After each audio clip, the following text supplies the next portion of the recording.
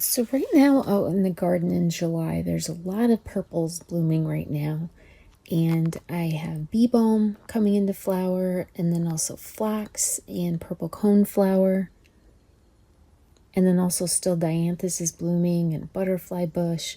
So I thought I would take some cuttings. So here's the purple coneflower. And then I also brought in some foliage from arborvitaes and also from azaleas. And then this is that light lavender bee balm, which is the tall native. And then the darker one is the more fragrant bee balm. Then I have butterfly bushes and this beautiful big blue hydrangea. So I have 3 of those bushes. So normally at least one of them is flowering. But I got a comment, one of the first ones on my channel, that Terry's favorite color is purple. So I've been wanting to do a really nice purple project, and I do think you're going to like this one. I've gotten some fabrics from Michael's because we have right now like the big wildfires going on, so we have to be indoors. The levels like 5 or 6 times what safe is, and like my eyes are burning and all of that. So I am going to run to Michael's. I got these fabrics, and then I'm going to sit inside and do a project here.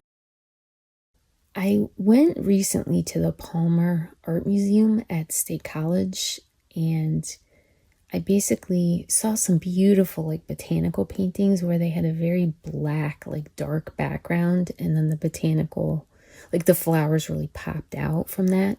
So I did think on this project to add some like really dark blacks into this. And then also I wanted to do some like grays and charcoals, and then just put in as many of my own like scraps as I could. So most of these fabrics are from Michael's, including that black bandana fabric. So I did find some fat quarters at Michael's, and those are like $1.99 at my store, and then the bandanas are like $2.99. But I do feel like it gives me plenty of fabric, so I was pretty happy with the choices that they had there. So I'm just going to randomly like cut up the different fabrics and then put them together in a scrap style, and then I can add my own scraps to this as well.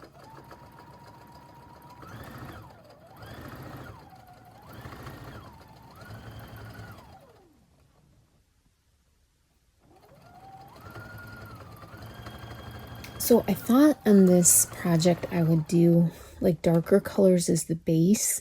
So I'm going to do those on the bottom. So what I'm doing is 2 rectangles that are a little bit larger than 7 by 14. And then once we sandwich those together and quilt them, then we can trim them down to exactly 7 by 14. And those will be the 2 sides of our bag. So for this project, I'll write everything out in the description of what you'll need. But mostly it is the 2 rectangles, and then we'll have inside of the bag fabric and some batting and a 12-inch zipper, and then 2 3.5-inch squares and some 2-inch strips. So that's, you know, roughly what you'll need for the project. So I'm just going to cut up this bandana and just kind of add pieces here and there from this fabric. But I do think you should keep watching to see like how all these different fabrics come together at the end, because it does really turn out beautifully.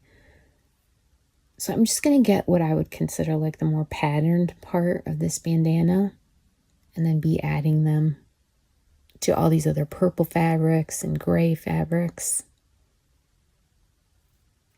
But I love to do like paper collage, so for me this is almost like a fabric collage.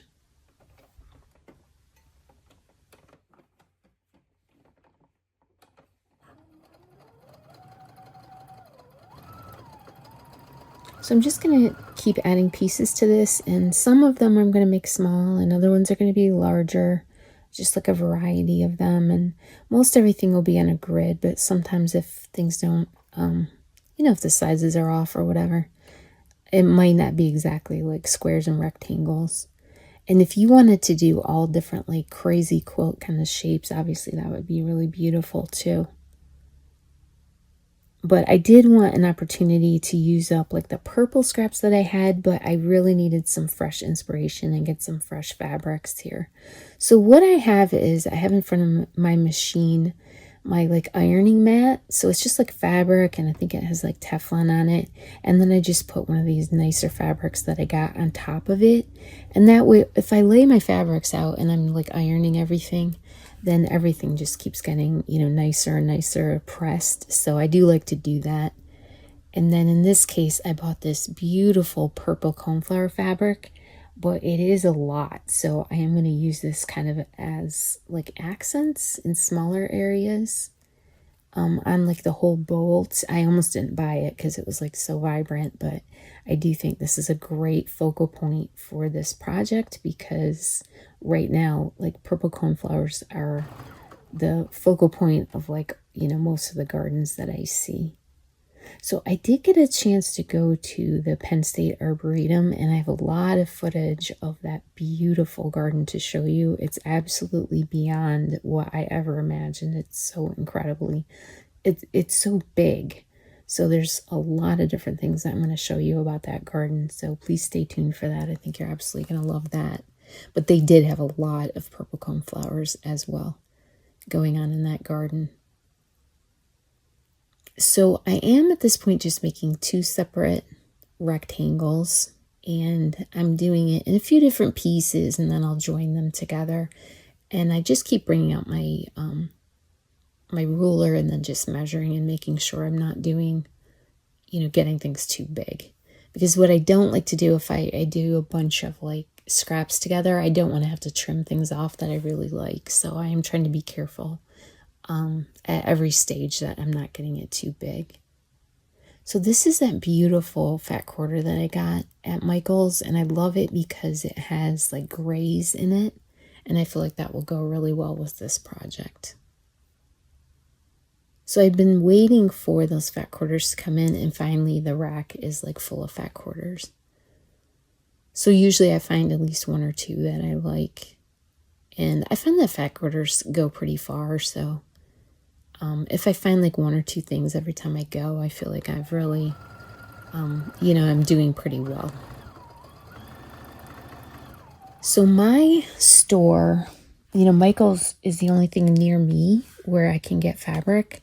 So they have like 1 aisle of fabric, but I will say whoever's buying this fabric is doing a good job because I'm always finding like nice new things. And they have a lot of these boutiques, which is one of my favorites. So I'm definitely always finding new things and nice things. So I'm happy about that. So I'm just going to keep piecing like scraps together and then cutting pieces from these new fabrics that kind of given me like new inspiration for my own scraps. And I'm just going to be working on these 2 different rectangles and just keep adding until I get to a little bit larger than those 7 by 14 inch sizes.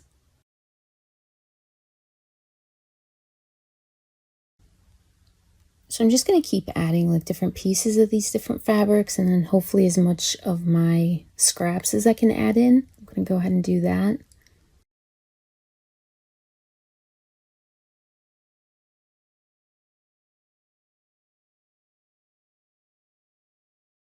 So this beautiful like darker purple, it's almost like a stripy ombre kind of fabric. I did get like a yard of that because seeing this, I knew that I would use this for a lot of different projects. I thought that one was really, really pretty. So in front of my machine, I basically just have it's almost like a fabric, like ironing mat, and it has like Teflon on the bottom. So I have that, but then I just put like one of the focal fabrics over top of it, and that way, you know, it looks better. But I'm only going to do that for like this project. So I'm not, if I keep putting the same fabric on top of it, I'll be like burning the fabric basically. So I just put like the different fabrics on top of it that I'm using, and that way they get kind of more and more pressed down. And then I have a smaller cutting mat, so then I can put that on top of everything when I need to cut things. So it's just a really like convenient kind of having a small setup in front of my machine. And that way I don't have to have like all different tables next to me to be cutting things and to be like pressing things. Because at this stage, you don't really need a whole lot of room to be doing that. So now I'm just adding more of these pieces, and I'm doing my 2 rectangles. So once I'm done adding these like scrap pieces together, Then I'm going to square it up, but I'm still going to keep it a bit larger than that 7 by 14, which is kind of like our goal size. And then we'll quilt our pieces, and then we'll cut it down to that perfect 7 by 14 inch size. So sometimes when you're quilting things, especially the larger they can get a little bit distorted. So we want to make sure we do it a little bit larger, and then we can cut it down to our exact size before we start like assembling our bag together.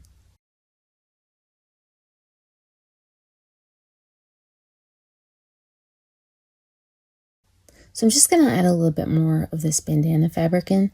So the fat quarters that I bought at Michael's at mine, they were like $1.99 each.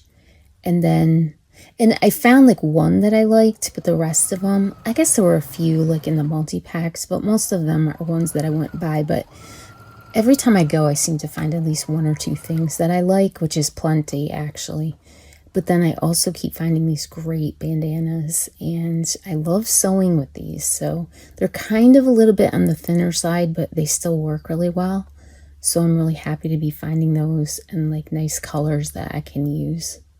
So those are actually $2.99. But they're maybe like 3 inches bigger than a fat quarter. So I am getting a decent amount of fabric out of them. So I'm actually kind of happy with that. So the prices at Michael's for fabric have been pretty good so far. So I've actually been, pretty happy with that. And I feel like they're lower prices than what Joann's was selling their stuff for. Especially for boutiques, which are usually like more expensive.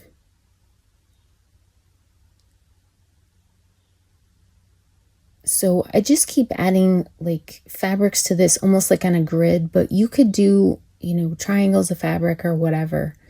Typically I try to keep most of my pieces on a grid shape, but some of them won't be if they're like irregular sizes or whatever. So once I have these assembled, I'm going to go ahead and square them up, and then now I'm going to put them on quilt batting. So I'm using like a low loft, which is like a thinner quilt batting. And I do like having some of this white. Normally I'm buying it in like a cream color, but batting is something that I will have like 2 or 3 packs on hand. Usually I have those in like a queen size. And then I might have a few of the real small ones, like a craft size as well. And that way I have plenty of batting to be doing all my projects. I do wait for that to go on sale, or else I will use a coupon for that. So that way I can kind of plan out like getting the batting a little bit less expensive. But then I have some on hand, so batting usually lasts me a really long time unless I'm doing some bed quilts. And then I do have to be careful about like making sure that my batting is a larger size than whatever quilt I'm making. But for these little projects, it works out really well.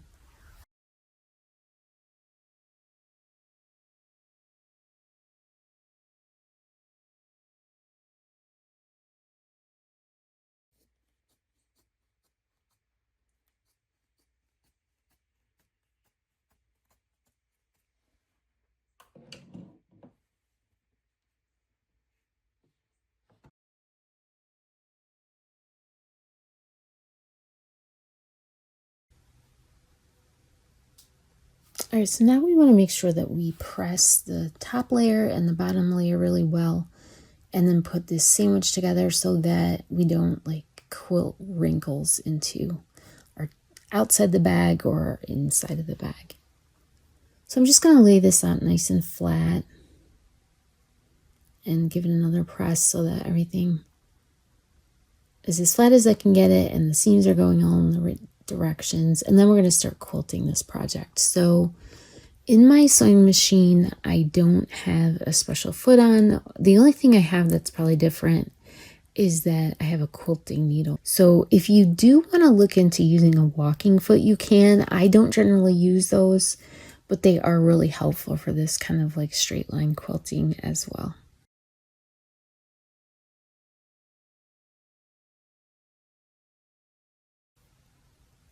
But I'm just going to use the seams as like a guide And I will, if I can, if I have like a straight seam I can use, then I'll just like put my foot against the edge of that, and then I will use that like for a quilting guideline.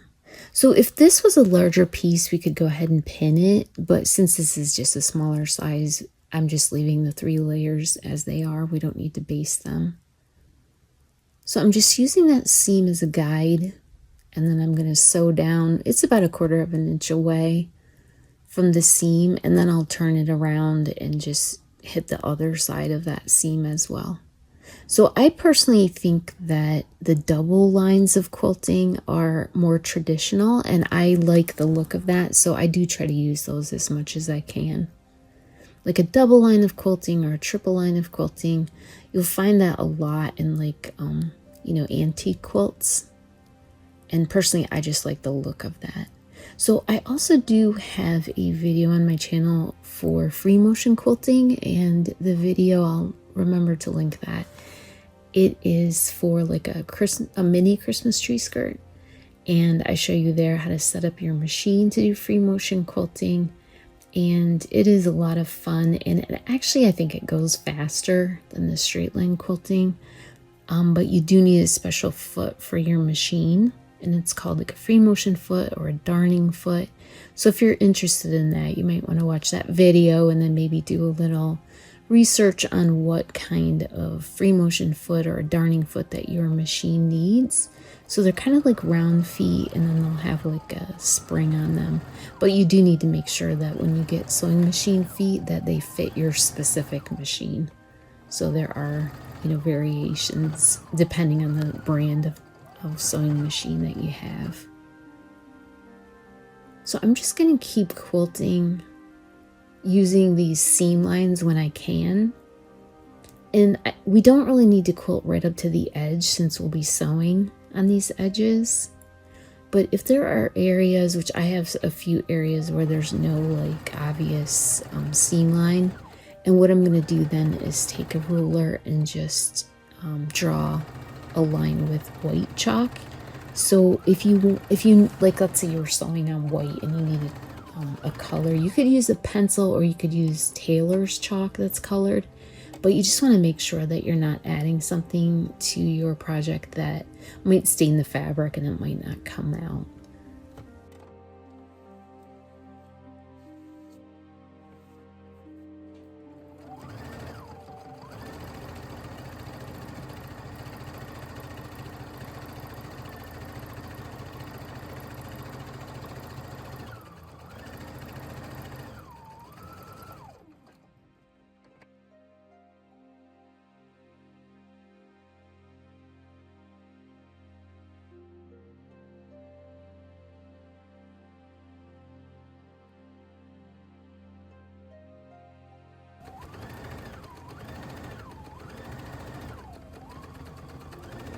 So in this case, since my fabrics are darker, I can just go ahead and use like a white chalk. And I use that quite a bit. I have like a chalk pencil. And then I can just take my ruler and give myself like a nice straight line to guide me with the quilting. So you probably only need a few lines of quilting on this size of a project. And I'm just adding like quilting lines until I feel like it looks dense enough, and then I'll move on to the other one.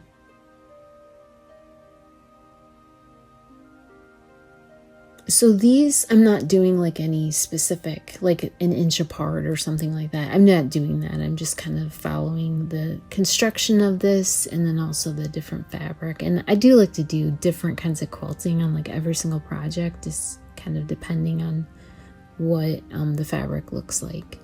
So for thread color, I'm just trying to blend it in. So I'm using like some lavender purples or some grays. And then for constructing it, sometimes I was using black. So it just depends. I was using kind of a mixture of threads.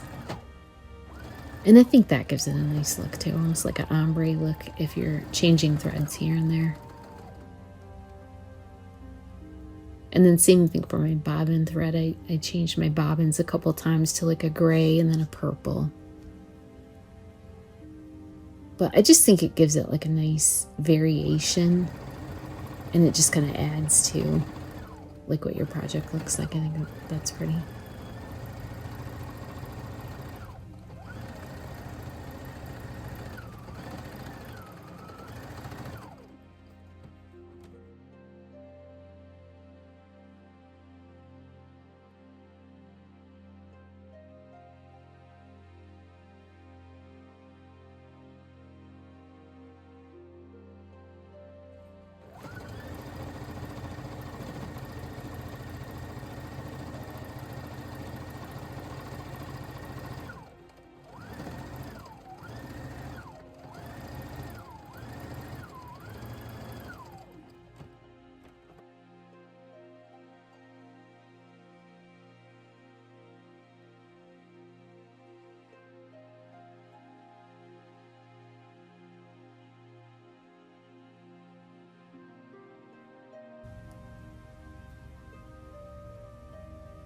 So you can see the inside of the bag, the quilting looks really nice there as well.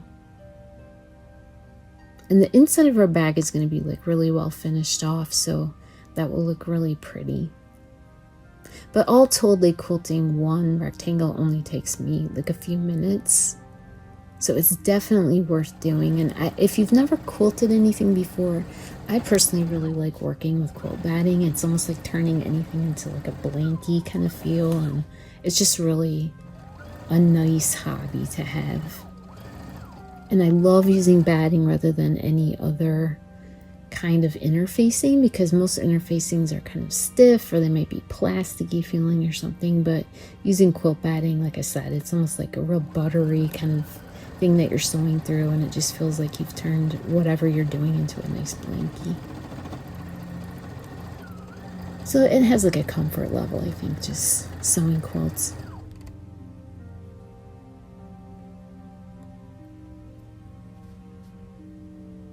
And the other thing good about it is then you can just throw them in the wash.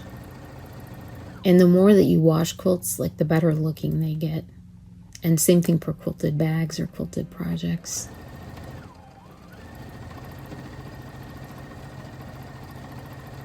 So I'm not stopping to cut my threads. I'm just kind of jumping to the next thing, and then when I'm done, I'll go back and cut all of those threads. But you do need to kind of like loosen your thread up a little bit at the end, just to make sure that you're not gonna get any like jamming going on in your machine. But that's one way, like when we do quilting projects, if you kind of jump from one thing to the next, you save yourself a lot of time.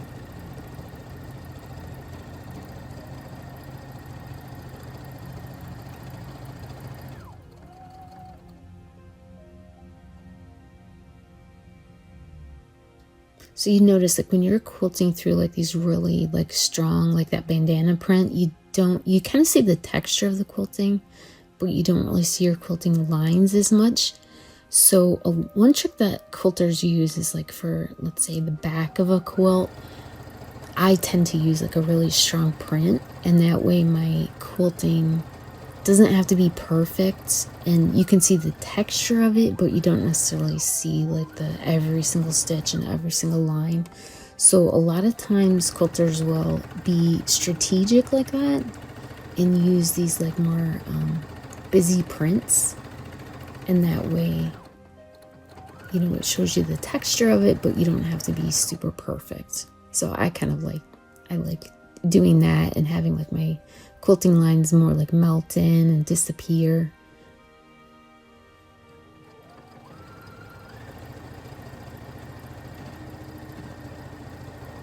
So I'm just going to keep adding quilting lines until I feel like, you know, I've done enough and I've kind of filled the whole space here. But when you buy quilt batting, like in this case, I'm using quilt batting that is a low loft, so it's a thinner texture, or I mean a thinner loft, so a thinner thickness to it. But when you buy quilt batting, it will tell you on the package normally how far apart your quilting lines can be. So if it tells you, you know, it has to be at least like 7 or 8 inches, then you know every 7 or 8 inches you have to have a few stitches to kind of tack it down. So now we have both of these pieces done, and trim them down to the 7 by 14, so exactly the right size.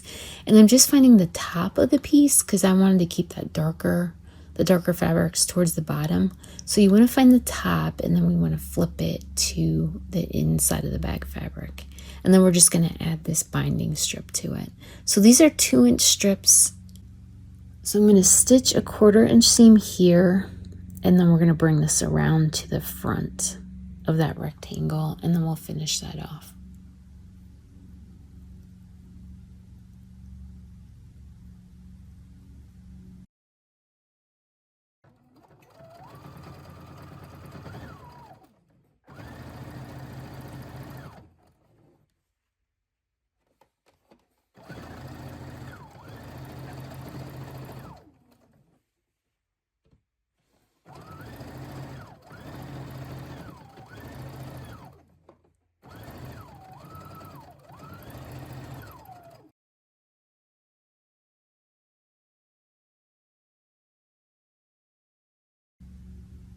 So I'm just going to fold this in like a 1/4 inch and then fold it again. And we just want to make sure, like, you can adjust it until the fold of this binding strip covers up that first seam that we did. And then we just want to sew and kind of catch that fold. And this will be sitting like right next to our zipper. So we only do this top side of both of these rectangles. We're going to find the top of them and then add the binding strip just to this one side. And then these two will sit next to our zipper. But this is a nice place to add like a nice, kind of like a vibrant print.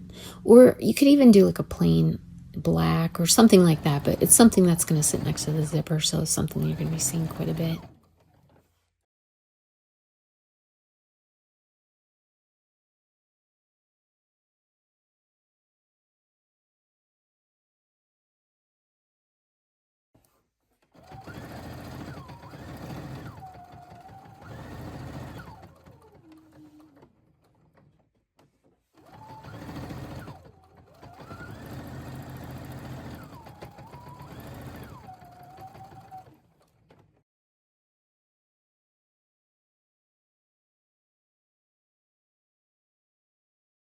Okay, so now we have both sides of our bags done, and we have our binding strip at the top of both. And the next thing that we're going to do is work on our zipper. So we're going to do the same process to both sides, but you want to take those 3.5 inch squares, and I thought it'd be cute to do the bandana fabric, but not much of this at all will show in the end. So I'm just taking my 3.5 inch square, putting it face up and putting my zipper face down. And then you just want to position it like a 1/4 inch away from the edge of your square, but also like do another 1/8 of an inch. So basically when we take our 1/4 inch seam, it'll be close to the end of our, like the zipper stop. And if you don't have a zipper stop, that's totally fine. But just do it like a 1/4 inch plus an 1/8 inch away from where you want that seam to be. And I just go really slow here, just to make sure that, my needle isn't hitting any of the metal parts of the zipper. And if you are having to sew across the zipper teeth, sometimes I will just like hand crank it. So I'm just sewing across here, and then when we're done with this seam, I'll trim it, and then we can just pull that square inside out, and you will have a beautiful finished off square in a piece of fabric at the end of your zipper. And then I just press that to keep the shape really good. You could also take a few stitches at the end if you need to, if it like goes out of square. And then we do the same process for the other side as well. And in my case, I had to pull zipper pulls out of the way to just make sure I could sew everything nice and straight. But this just gives us fabric at the end of our zipper to work with.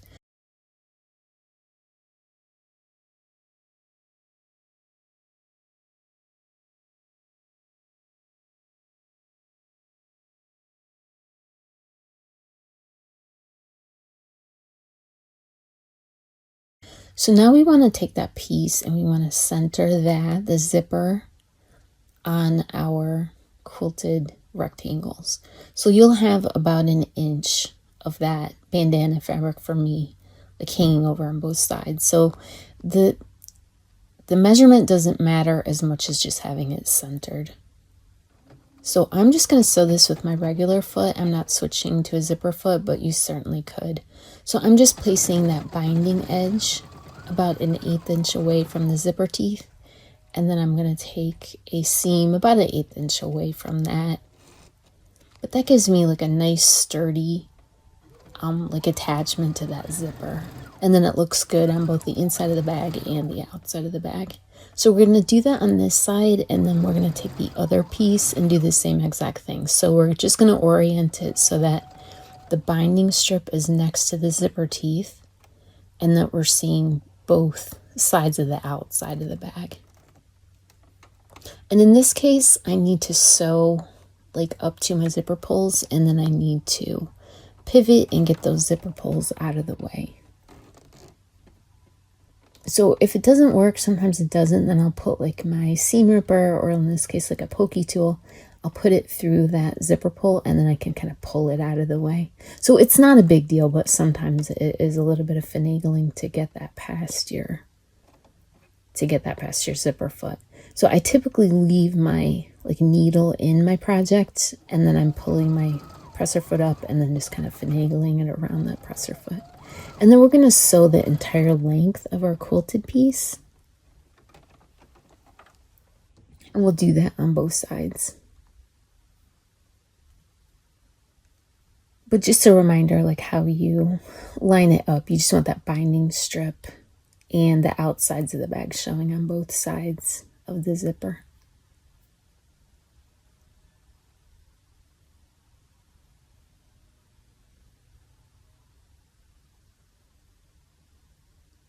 And then here when we add this second side, you just want to make sure that the tops of those two line up with each other. So since theoretically our rectangles, like our quilted rectangles, are exactly the same size since we trimmed them down ourselves, we just want those to be lined up at the top there. And that just helps us when we put this bag together. And we just take like that same kind of mirror seam down this side as well. But you can see like now all these different fabrics and these binding strips are really coming together, like to make kind of some design elements here.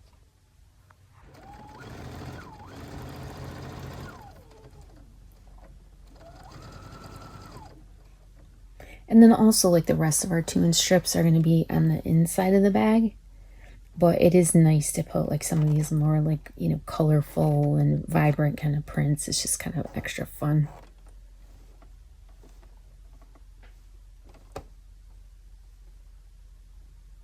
But I do love adding zippers this way. I feel like it's very straightforward and not complicated. And I feel like that really just adds to the bag just looking more like professional. So I recently went to a Hallmark store, and they had like a small, like let's say a flat like pencil pouch, and it was almost $30.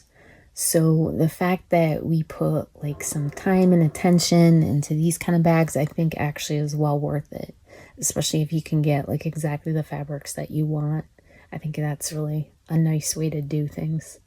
And believe me, I will still buy the zipper pouches because I really love them, and I use these for organizing and all different things. So now at this stage, we just want to make sure that our zippers are working. So I just kind of open and shut them a few times. So my zipper is like a purse zipper, which means it has 2 zippers on it. And I also really like that because then you can lock it. So if you have like a thumb drive or your passwords in this bag or something like that, then you can lock it. So I actually like using these zippers that have the 2 zipper pulls on them. So now when you're done kind of testing out your zipper, you do want to just leave the zipper open at this point, because now we're going to be closing up that bag, and that way we will be able to turn it inside out. And then you just want to flip it to the inside. Be seeing the inside fabric on both sides of the bag. And then we're just going to take that bottom seam and we're going to add a binding strip to it. And of course you can do this on either side, it doesn't matter. But we're just going to close up that bottom seam.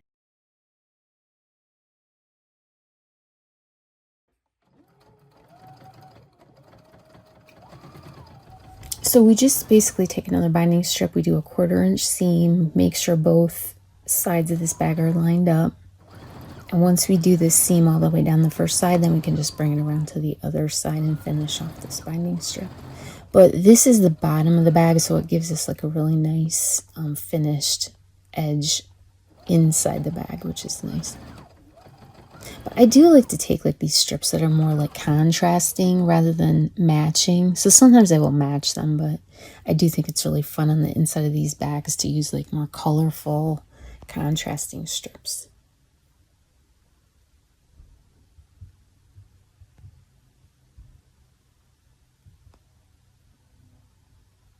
And I'm just going to, like once we sew the next seam, or even now, you can just trim these edges flush.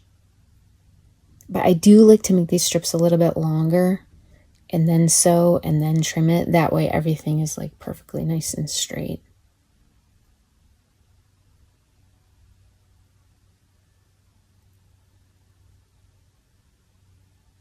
So we just sew like we always do. We go a 1/4 inch in and then turn that over. And you can, you know, adjust that so that it works. But the point of it is that we're trying to sew the edge of this folded piece that it covers that first seam that we did. But it basically just takes a raw edge and it just turns it into this really beautiful finished edge on whatever piece you're doing. So this is also how we would finish a big bed quilt. You do it the same way. So if you can do this project, you can make a big bed quilt. There's just, you know, some, let's say, tips and ways to do like the larger pieces of it, but this is like doing a quilt in miniature. So if you can do this, or you want to practice this a few times, you are all set for doing a really large quilt.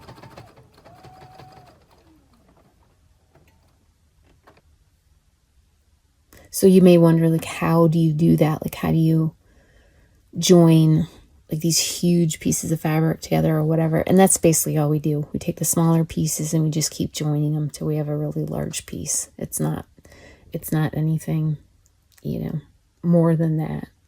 So now we're taking our 2 pieces of fabric that are tabs for this bag, and they're 2.5 inches wide by 3.5 inches long. And I'm just going to pull in like those 2 sides. So once we're done with this, it'll still be 3.5 inches long and it'll just be narrower. So I'm folding it about 1/2 inch, and then I'll just take like 1/4 inch seams down here just to finish off those edges. So if you're using ribbon or something that doesn't need to be sewed, you just want whatever it is, you just want it 3.5 inches long. So I'm just going to take those side seams down both sides of both pieces.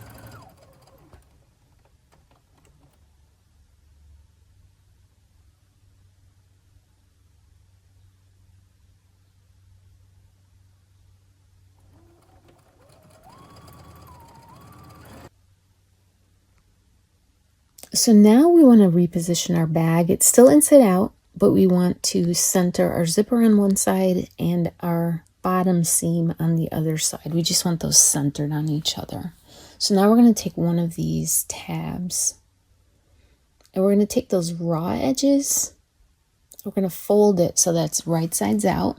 And we're just going to line up those raw edges on the raw edge of our side here. And again, just centering it on that bottom seam. And I'm going to pin both sides because when you sew this edge shut, which is what we're doing, you just want to make sure that your little tab here doesn't get a corner folded back or get out of place, because if it's not centered after you sew it, you will notice it. So we're just going to do, you know, a couple pins here and just make sure it's right where we want it. And then we center that zipper on the other side. And then we're just going to sew this edge shut with like a generous 1/4 inch seam. You just want to make sure those 2, like on mine, like these purple edges are just pulled out so that there's no tucks going on. And I'm saying a generous 1/4 inch because this is a lot of layers.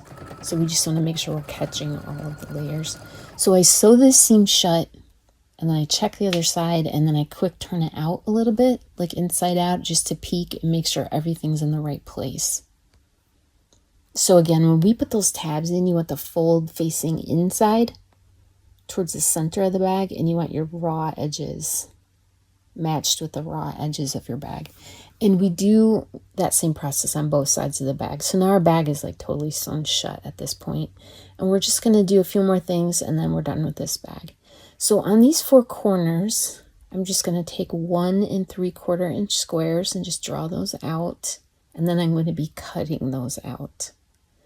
And basically this takes our pouch from being flat and it pops it out to having box corners.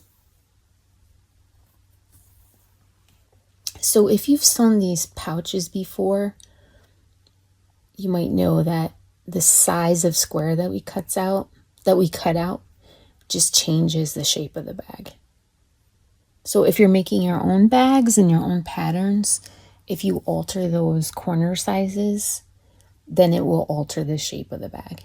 So I'm just cutting here on the inside of these squares, but the more we're accurate with measuring the squares and cutting out these squares, the more our bag is going to sit nice and square and straight.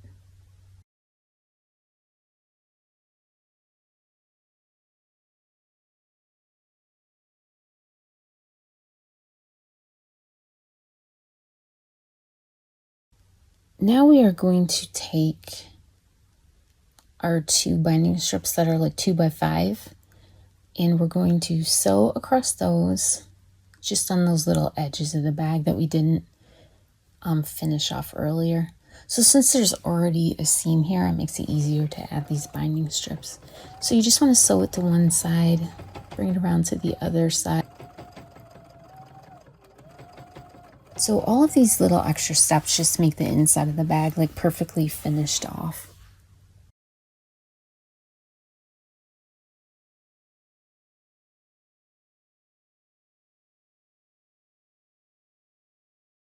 I do think this is a great project like right now for back to school. So you might have younger kids, you might have like college age kids like I do.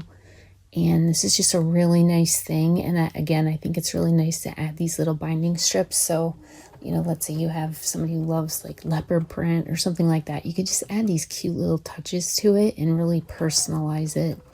If you're doing it for yourself or as a gift or something to sell, it adds like these nice little touches that really only take a minute or two. And personally, I love using up my scraps this way. I just think it's really a fun way to do that.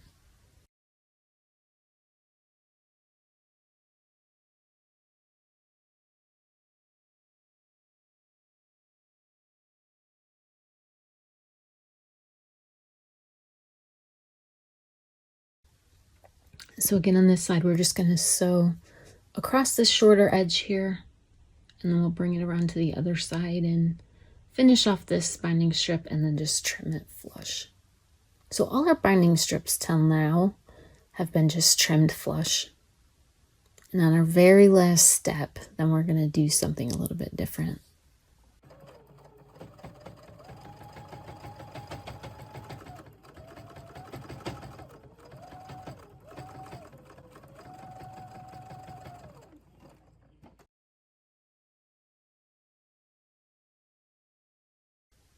And I am designing a bag right now that's like actually a larger bag. It's like a carry-on kind of size of a bag. So I'm really looking forward to doing that. So that should be fun because up until now we've done, I would say, these smaller type bags, but I am working on a larger bag as well. And also some Christmas projects because I don't think there's anything nicer than being able to quilt some Christmas projects. So we're going to do some of that as well. It's a nice time of year to do it now, like everyone does their Christmas in July.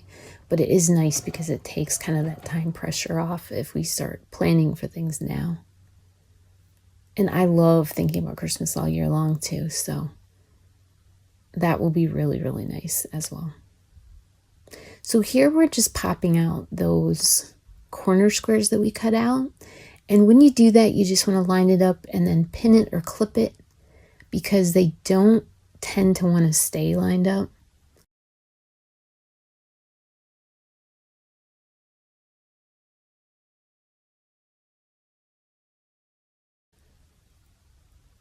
So it's not a big deal, but it definitely will. Anytime you do something on the diagonal like this, it wants to keep pulling out of shape.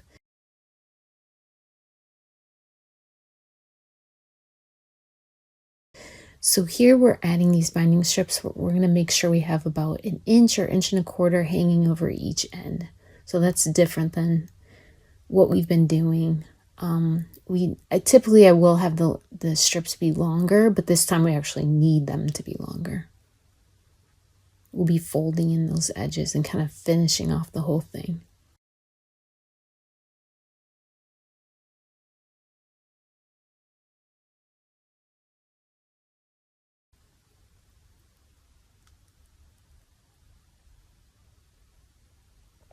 So you can add these to whichever side of this that you want, but we will have to do all 4 corners of this and then our bag is done.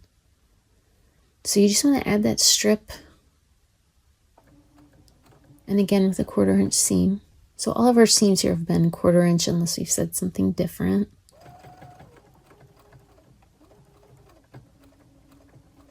And with this, there is a seam that goes like from one edge to the other, and you have to flip it one way or the other. So typically I just flip it whichever way works, and then the second time I just make sure that it's flipped the same way.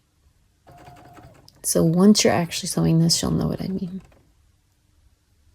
So now we just want to fold that corner in. So that's kind of the big thing here. We want to take that edge that's hanging over, and instead of trimming it flush, this time we're going to fold it in. And you just want to make sure your fold is like nice and straight up and down. And that way it'll make it a lot easier to fold this side over and not have like a big ear hanging out there. So I'm just going to go ahead and pin this. We're just going to fold this all the way down. Make sure we've got that other edge in. And then I'm just going to pin that whole thing before I start sewing.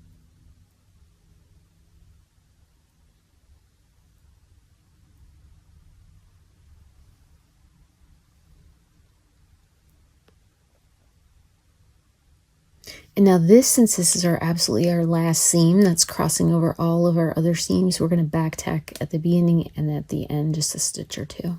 And that gets everything nice and secure. And once we do these 4, like the 4 squares we cut out, we're doing our box corners. Once we do those 4, then our bag is done and we can fold it inside out.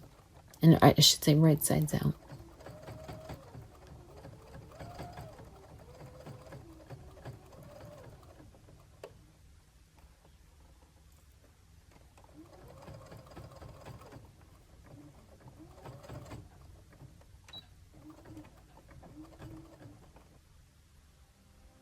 So here's our finished bag, and I love the tabs on the end of this. I think that's extra cute, and I've just like kind of borrowed one of my dangles and put this on here. But the sides of this bag I just think are so cute. I love the dimensions of this one, so this is a good one to sew. So the whole bag is like 9.5 inches long, 3.5 inches tall, 3.5 inches wide. But it's just a perfect size for journaling supplies, but specifically like these longer supplies. So like I can fit my Tombow markers in here really well. Some of my other pen bags, I have to almost like shove them in there. They don't, they're like a little longer. And then these longer paint brushes. I have my like fan brushes. So here's full-size scissors. You could put like a watercolor set in here if it's like a smaller one. And then I have my little, well, I have a lot of washi tape. And then I have little paint pots in here. And then some mini journals. And of course I always have a whole lot of Sharpies.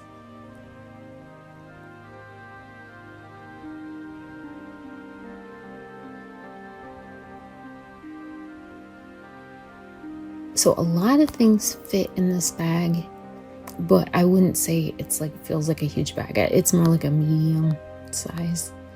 So you can fit like your full-size distress ink pads in here. So this one works out really well, and then all of the inside is totally finished off.